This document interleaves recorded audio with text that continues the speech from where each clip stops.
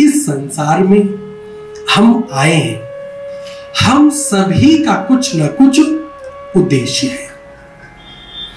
ऐसा हो नहीं सकता कि बिना उद्देश्य के हम संसार में आ जाएं।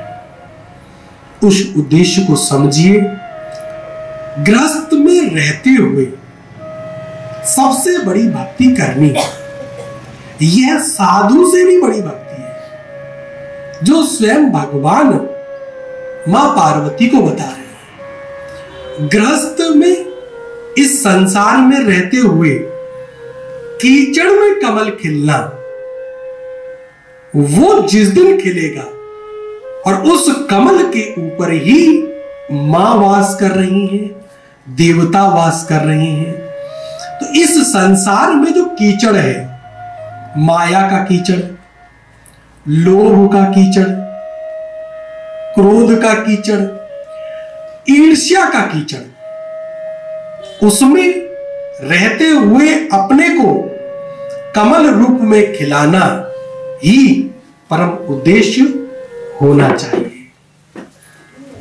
हम यदि इस स्तर की भक्ति नहीं कर पा रहे हैं, संसार को छोड़िए मत, संसार को लेकर चलना, यही शिव समझा रहे हैं पार्वती जी के साथ बैठकर। अघोर, अघोरी, भस्म लपेटने वाला नाग जिसके गले में लिपटे हुए हैं, वह शिव जो सती जी के बाद में 90,000 साल तक तप कर रहे हैं, वह एक बार फिर से मां पार्वती जी के साथ विवाह करके पूर्ण हो रहे हैं।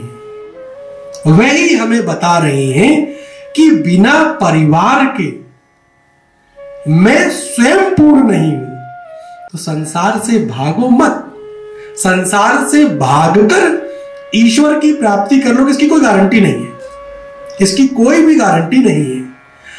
संसार में रहते हुए ईश्वर को प्राप्त करोगे, इसकी गारंटी है। कार्य एक ही करना है, भगवान का भजन। लेकिन संसार में रहते हुए, परिवार के साथ रहते हुए अपने आप को विभिन्न तरीके की जो संसार की महामाया की रचना है उससे बचाकर जब हम अपनी इंद्रियों को जीत के जब हम तप करते हैं, तब निश्चित रूप से गारंटी से ईश्वर प्रकट होते हैं और हमें दर्शन देते हैं।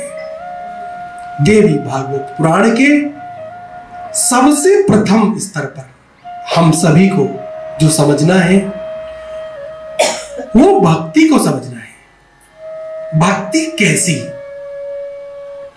भक्ति ही हमें ईश्वर से मिला सकती है।